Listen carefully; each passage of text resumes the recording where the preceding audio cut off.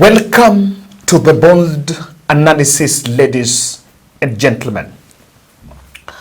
After the cabinet was dissolved, some other members were injected back in cabinet, were reappointed, and some had to leave. And the truth of the matter here is that not all those who left were also condemned, actually before it being charged. But also it's also not true that all those who were reappointed were actually clear, or rather had very good record. Now, two things happened. After that and the new cabinet was appointed, there is a transition that is supposed to happen of the old cabinet members handing over. And I've just been getting exclusive stories about a host of cabinet members that have been developing cold feet on appearing on those offices so that they can hand over, and they've declined. The reason why the transition from the old cabinet to this one, President Ruto and the team have always wanted it to be transparent, was because what actually happened was to try to create the synergy and act as not condemning the others. And I understand that the cabinet retreat that was hosted on Monday, that was bringing together the new cabinet, the newly appointed cabinet, the induction that was happening at the National Defense College in Embakasi, was supposed to have been done after all those cabinet nominees are okayed, or rather the transition happened at the ministry level. There's other reports that even some of the outgoing CSs were supposed to be present in some of those induction retreat, so that at least the government would not, so that at least they will try to create synergy between the outgoing team and the incoming team. Now, that transition has been very chaotic, and I would just want to take some few minutes to break down that to you a bit, so that we look at a report that was given, some notes, some promissory, I don't know if they're called promissory notes, but some notes that the outgoing CS from Treasury gave Mbadi.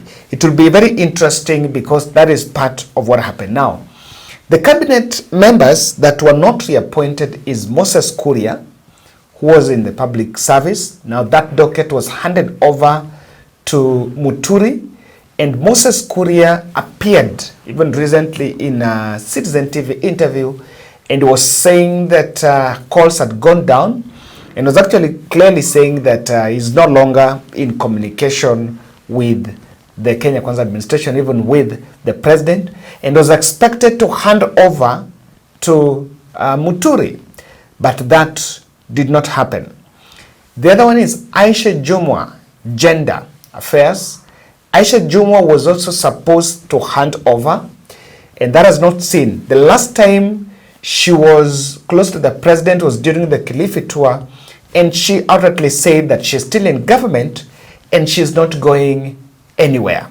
So Aisha Jumwa is another CS who do not get her way back. Eliud Owalo was in ICT, and of course that is one of the ministries that was not riddled with any corruption bit, because most of the tenders that were actually under that ministry were done above board, and he was there on regional balance, but because of Raila's deal he had to show the way. Ababu Namwamba was supposed to be heading to getting some ambassador job to China, but that has not yet been confirmed. He's supposed to hand over the sports docket to Kipchumba Murkomen. That handover has also not been seen.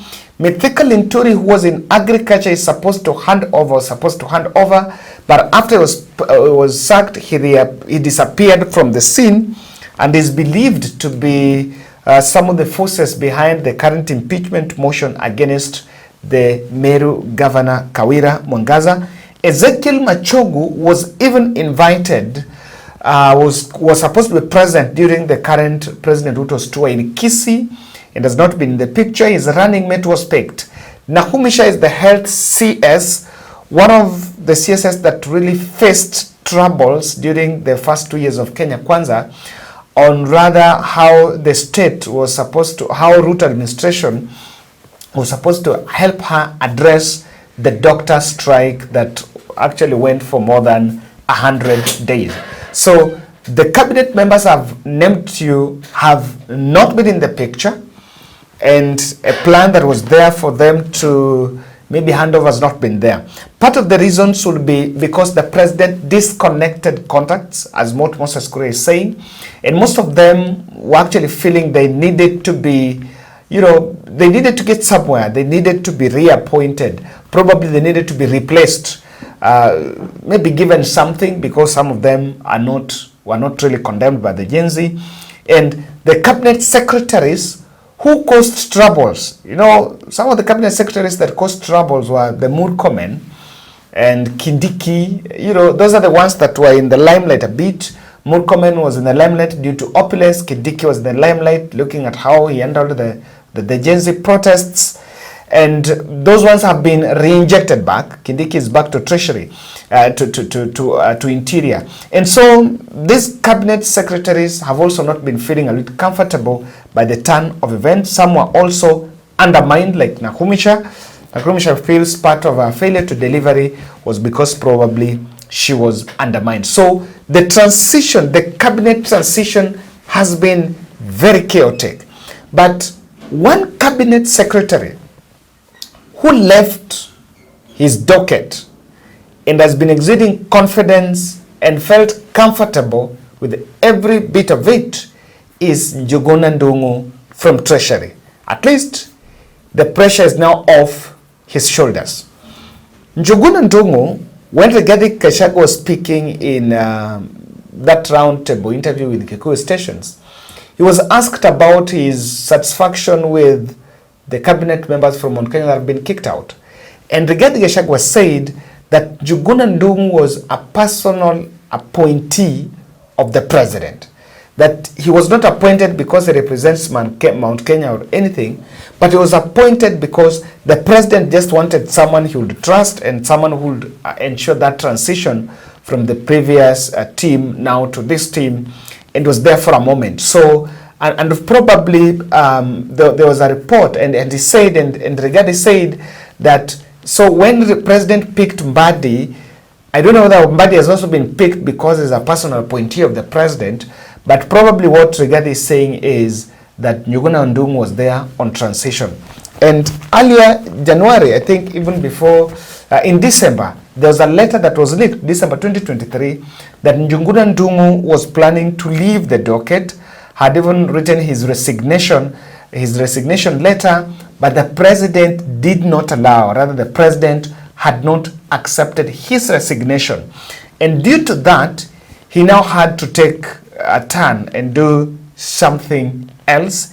And that is why he now took that opportunity.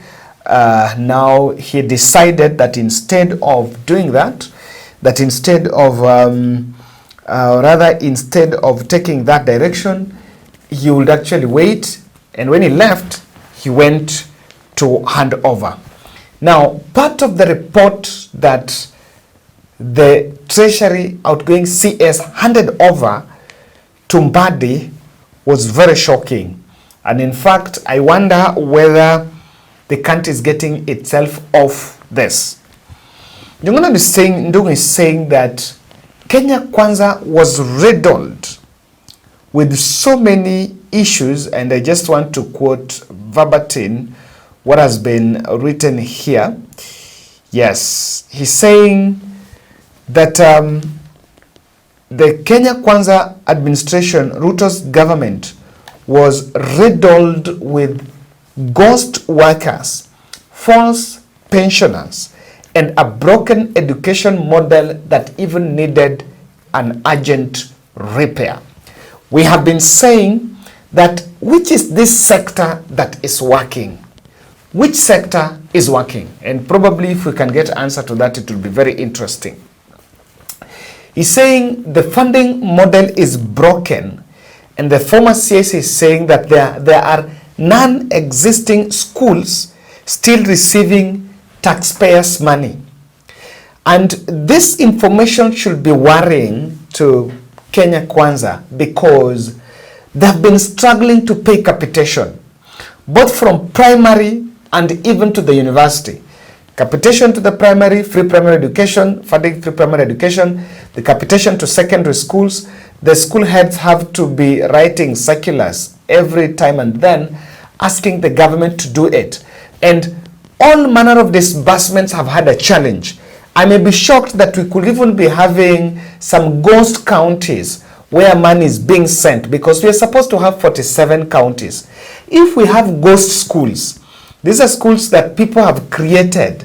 It's a template that people have created to create ghost schools with ghost students who are supposed to receive this capitation.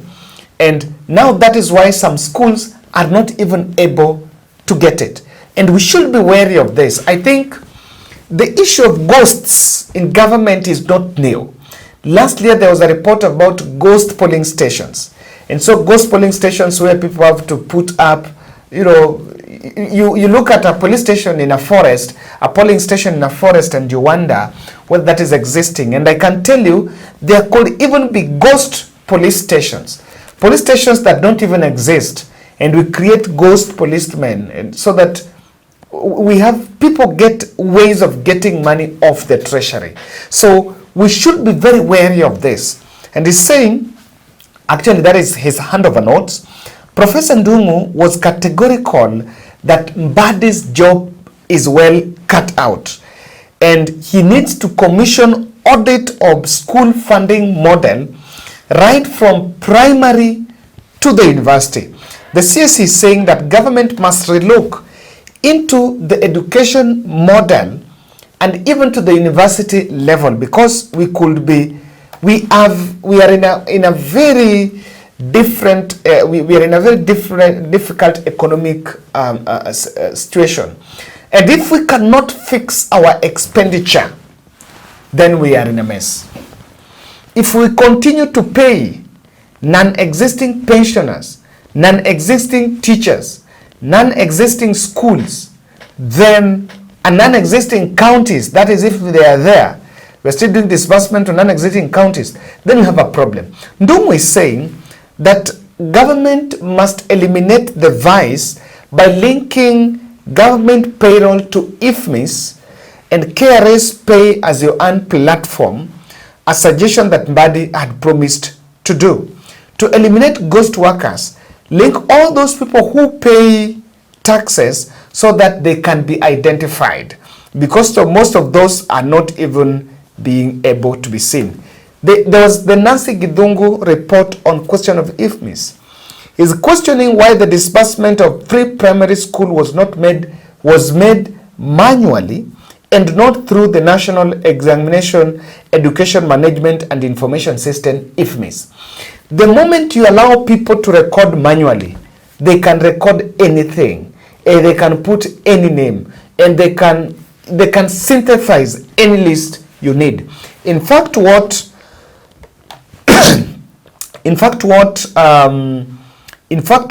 he's saying, what Ndun'gu is saying, is something that has to be put into action, because if we cannot be able to separate and be careful and carefully be able to pick up what should be done where and what should not, and what not should be done, we must sort out the mess. He's living and he's saying we have so many ghosts.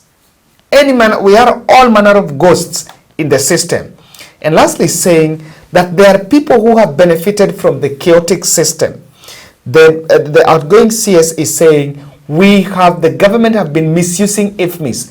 And one thing that should worry Mbadi when he's sitting, when he's seeing this report, is the outgoing CSS, like even the outgoing CS in Treasury, had the ear and the eye of the president, but he could not crash and streamline all this. Is it that there are beneficiaries of this so it cannot be done, or what not, that this have to happen, but people cannot find a solution. And what comes out of this incriminating dossier is more clear. The Treasury cartel was actually getting a higher protection. If a State House and Kenya Criminals Corporation have more than, if a State House can have ghost workers, a State House, do you want to tell me the HR in State House can have ghost workers? That is where the President's office is. Who are those ghost workers?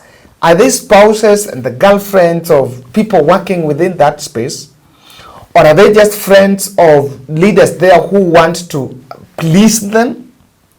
So the Treasury cartel, and if it has to be crushed, it has to start first, they link them with the President. They should not be calling the President and be able to get protection. Now, away from the public display that President Ruto is hands-on, leadership is hands-on mantra, I think Ruto is still out of touch with what is happening in those ministries. We might want to show that Ruto is hands and knows what everything going on there. But then, if he's hands-on, then he's the author of all these ghosts that Ndun'gu is talking about. Ndun'gu is the only cabinet member who tendered his resignation. And that is why, if he left voluntarily, he was willing to leave voluntarily, then Mbadi's job is clearly well cut out, even as we look into the future. Thank you. Guys, I'm leaving you with the video here. We are starting a program this month that we are going to do. Our project for this channel, we do charity apart from political analysis. So we are going to do a program known as Granny Care. So Granny Care, we will want to support between this month to, of course, December. At least we'll be supporting the elderly, vulnerable, most elderly. Yeah, that will be our mission. So let's wait. We still, one of us is doing something in Kilifi, so he linked it us. It created the link, so we will try to establish, probably before the end of the month, we'll try to do a project. We'll do a project, I think in Kilifi. That will be the first coastal project, the first project to be done in the coast. We've really been doing, we did Nairobi, we did Nyanza, we did Central, yeah, some places. So South Coast, we'll be doing South Coast this month, and that will be the first, North Coast actually, I'm told Kilifi is North Coast. That will be the first project of Granny Care, so that we do something for our elderly members of the society. Government is doing some stipend, but it cannot be enough because the situation is just dire. I've just been told some of the few things, the situation there, it's there. So kindly, let's support. And for the new members, that's what we do. Apart from political analysis, we also run charity programs. And one of the charity programs that we've really thought out to be about is Granny Care. And Granny Care will be targeting elderly, the 90 year and above. That's really demanding of that. Thank you, guys.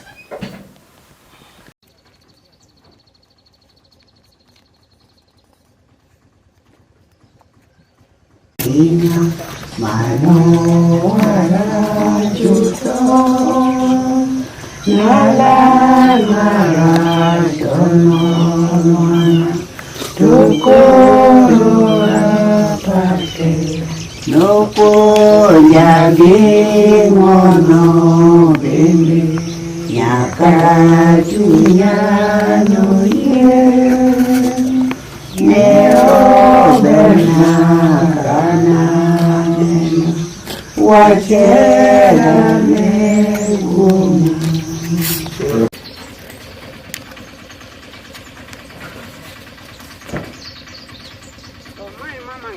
Buoda? En gi kambi ne? Koro en momiyo ni gik moko mokelo. Koro Chete na sai ve. Iluonge ni Kevin. Koro ilam ni alama. Ana lama makonya sai wura gwedhi ye kwaya kata moka ng'eyo. Lwete.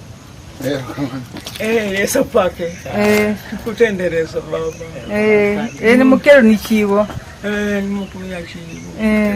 Chiwo mokelo bende. Ne chiwo mokelo. Ada pako yeso. Pako yeso. Ai Nyasaye ber ke. Muneno ka Nyasaye ber. Nyasaye ber ke.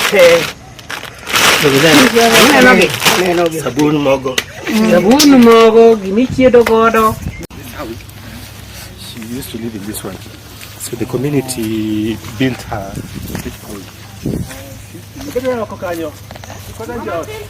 Nyasembo bineno cha. Okelo welo. Mobio mosi. Karibu. Aya udhot.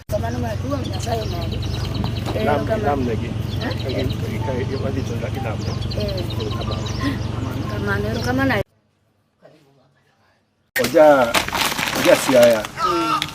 Mama. Nyako ni na cho, no wale mko. Wale metira salam. Sasa cho kendo go. Ago ni lo kamanu. Kera ni be ni sai. No ka nge na bundu ni. Neno kikelo na wele wanga. Wabio mosi. Kumosa kama. Ale. Lero moroe.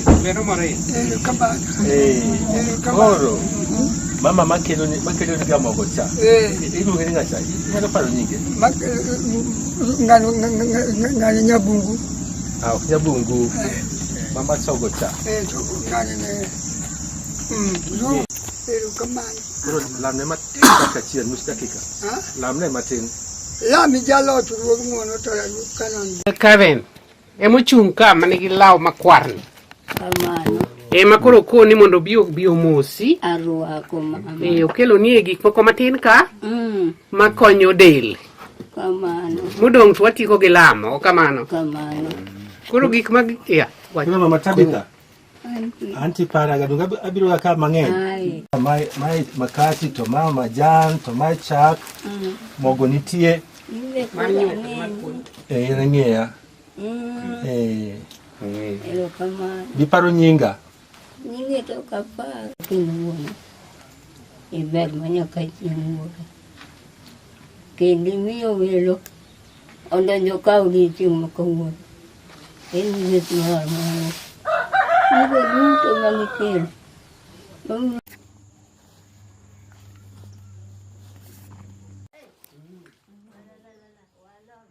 Achwa kendo wuon wa Jehova Nyasaye.